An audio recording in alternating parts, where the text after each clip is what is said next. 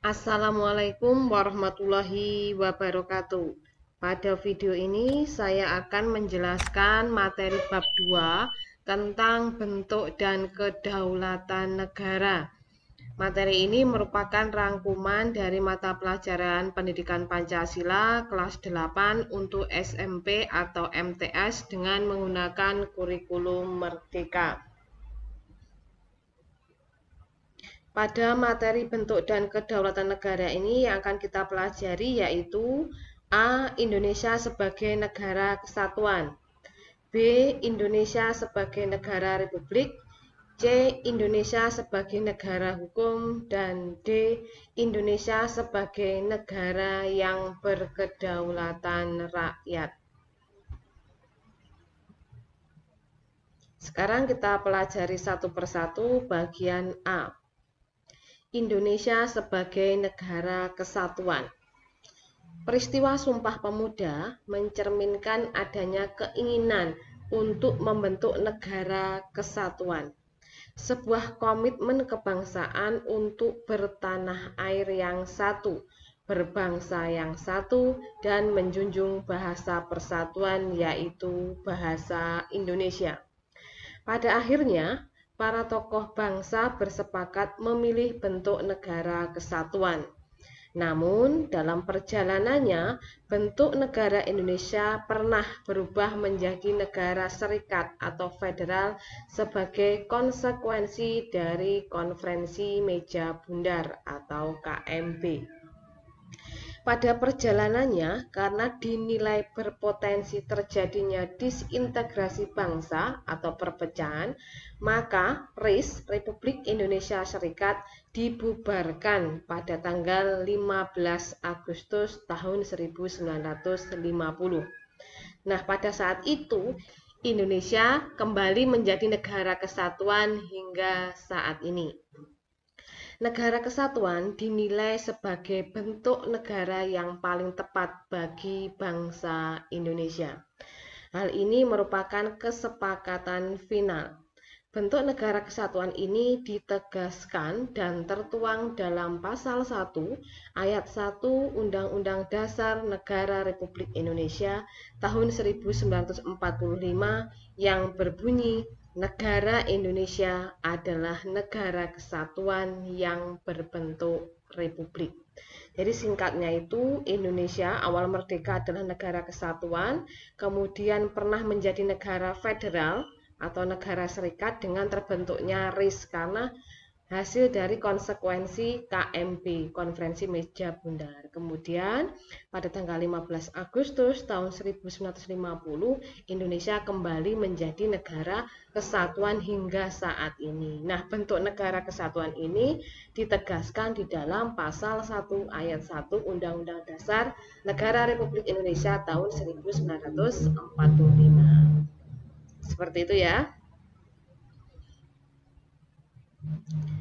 Nah, hubungan antara pemerintah pusat dengan pemerintah daerah itu sebagai perwujudan bentuk negara kesatuan Republik Indonesia. Hal ini diatur di dalam pasal 18 ayat 1 Undang-Undang Dasar Negara Republik Indonesia tahun 1945 yang berbunyi bahwa negara kesatuan Republik Indonesia itu dibagi atas daerah-daerah provinsi, dan daerah-daerah provinsi itu dibagi atas kabupaten dan kota yang tiap-tiap provinsi, kabupaten, dan kota itu mempunyai pemerintahan daerah yang diatur di dalam undang-undang. Di ayat 2 dijelaskan bahwa pemerintah daerah provinsi, daerah kabupaten, dan kota mengatur dan mengurus sendiri urusan pemerintahan menurut asas otonomi dan tugas pembantuan. Kemudian di ayat 5 dijelaskan bahwa pemerintah daerah menjalankan otonomi yang seluas-luasnya kecuali urusan pemerintahan yang oleh undang-undang ditentukan sebagai urusan pemerintah pusat. Jadi setiap daerah provinsi, kota, atau kabupaten itu diberikan hak atau wewenang untuk mengatur urusannya daerah sendiri-sendiri kecuali, nah kecuali nih, Jadi diatur oleh pemerintah pusat, yaitu politik luar negeri, pertahanan dan keamanan, justisi, moneter, dan fiskal nasional, serta agama. Jadi kalau moneter itu merupakan upaya bank sentral dalam mengatur jumlah uang yang beredar untuk menjaga stabilitas harga dan ekonomi. Nah, itu diatur oleh pemerintah pusat. Fiskal itu juga diatur oleh pemerintah pusat. Fiskal itu merupakan pajak atau pendapatan negara untuk membiayai program-program pembangunan yang menjadi kewenangan pemerintah pusat. Selain 7 ini, daerah diberikan hak untuk mengatur daerahnya sesuai dengan potensinya masing-masing.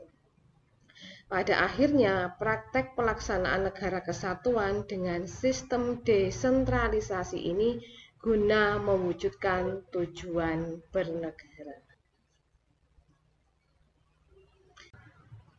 Perbandingan asas sentralisasi dan desentralisasi. Jadi kalau sentralisasi itu berasal dari kata dasar sentral, berarti pusat. Artinya kewenangan atau pengendalian pemerintah pusat dalam mengambil kebijakan. Sedangkan desentralisasi merupakan kewenangan pemerintah pusat kepada daerah untuk mengatur urusan pemerintahannya. Tentu kedua asas ini memiliki kelebihan dan kekurangan. Sekarang kita bahas dulu asas sentralisasi. Kelebihannya yaitu lebih hemat dalam penggunaan anggaran negara karena semuanya terpusat oleh pemerintah pusat. Yang kedua adalah pemerintah pusat secara langsung dapat mengurusi semua persoalan sampai dengan level daerah. 3. Peraturan di seluruh wilayah negara akan sama.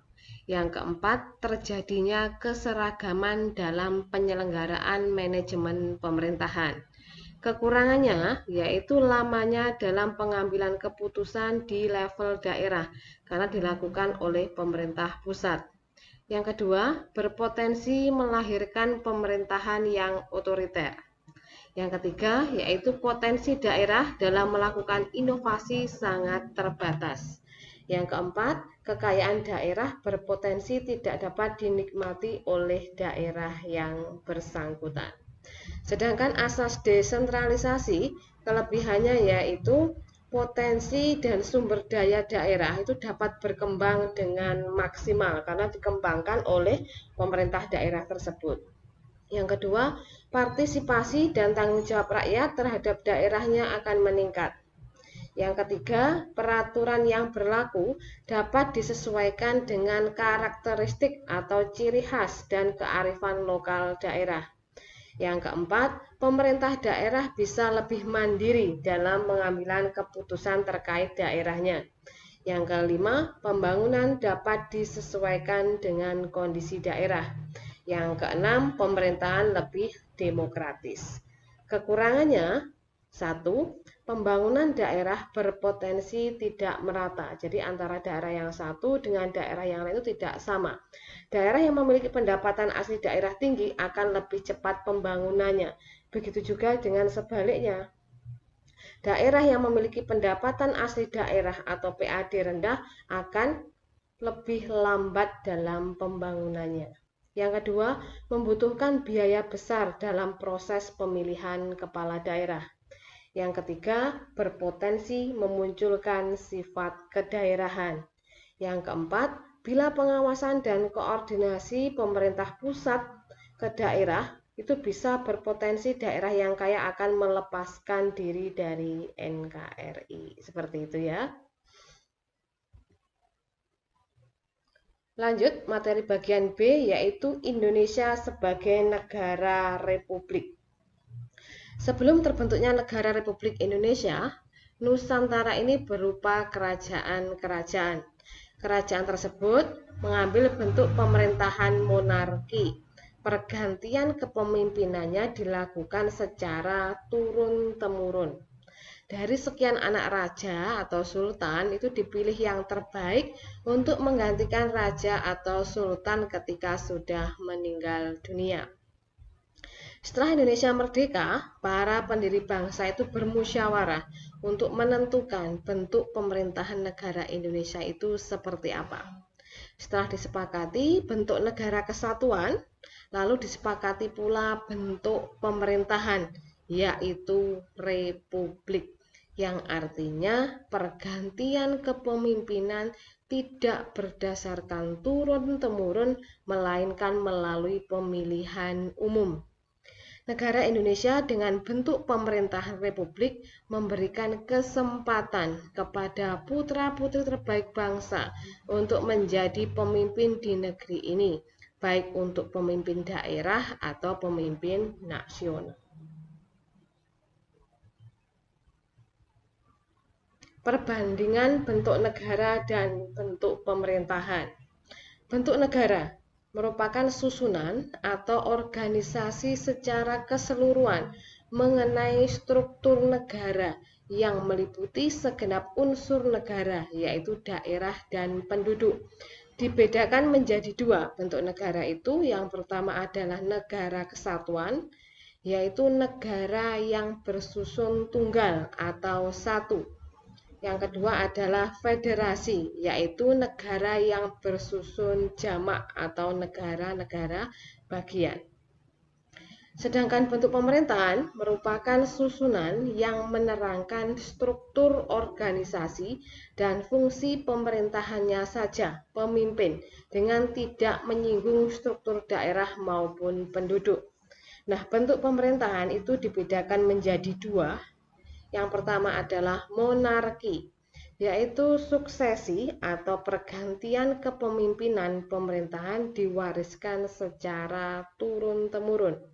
Sedangkan republik, yaitu suksesi atau pergantian kepemimpinan pemerintahan dilakukan melalui mekanisme pemilu, pemilihan umum.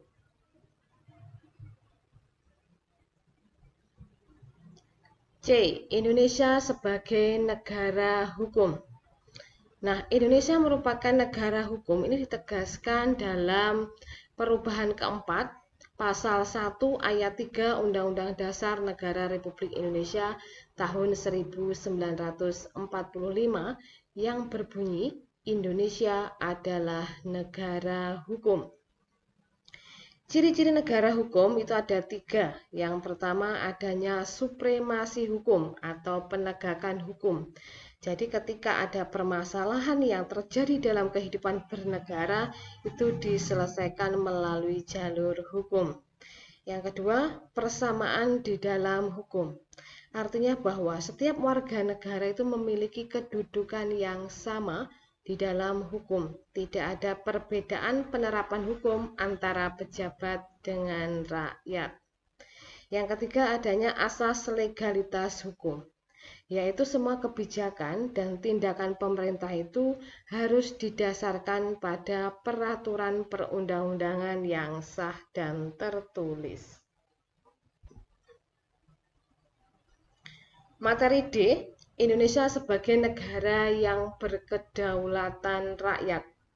Pada awalnya, sebelum dilakukan amandemen atau perubahan Undang-Undang Dasar Negara Republik Indonesia tahun 1945, MPR merupakan lembaga tertinggi negara.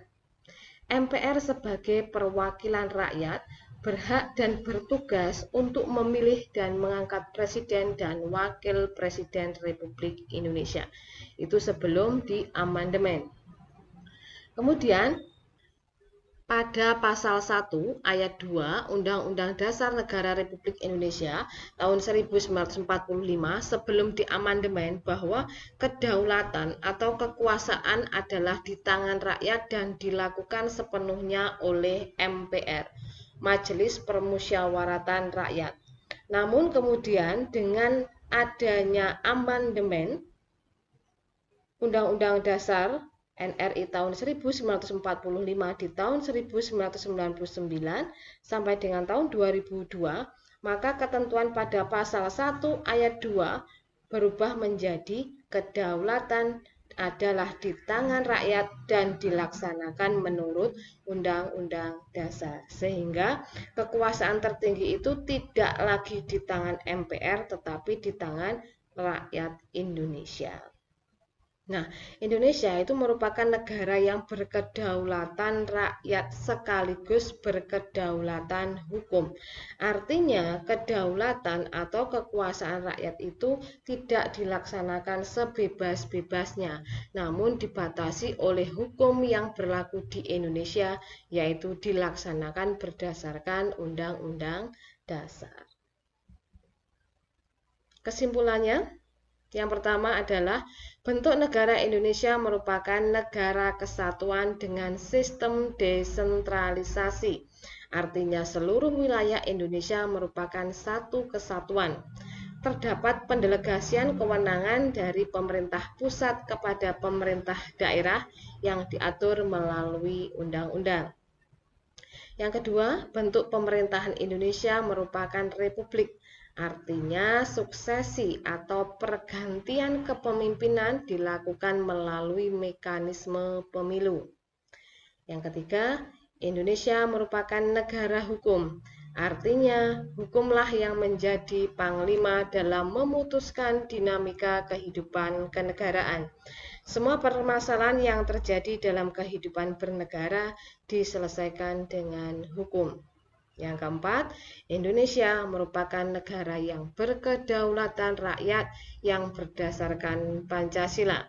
Artinya bahwa kedaulatan atau kekuasaan rakyat tidak dilaksanakan sebebas-bebasnya, namun dibatasi oleh hukum yang berlaku di Indonesia, yaitu Undang-Undang Dasar. Demikian materi tentang bentuk dan kedaulatan negara. Baik anak-anak, apakah ada pertanyaan dari penjelasan materi yang sudah saya jelaskan? Jika ada pertanyaan, silahkan kalian tuliskan di kolom komentar. Untuk mengetahui pemahaman kalian terhadap materi bentuk dan kedaulatan negara, sekarang silahkan kalian kerjakan uji pemahaman.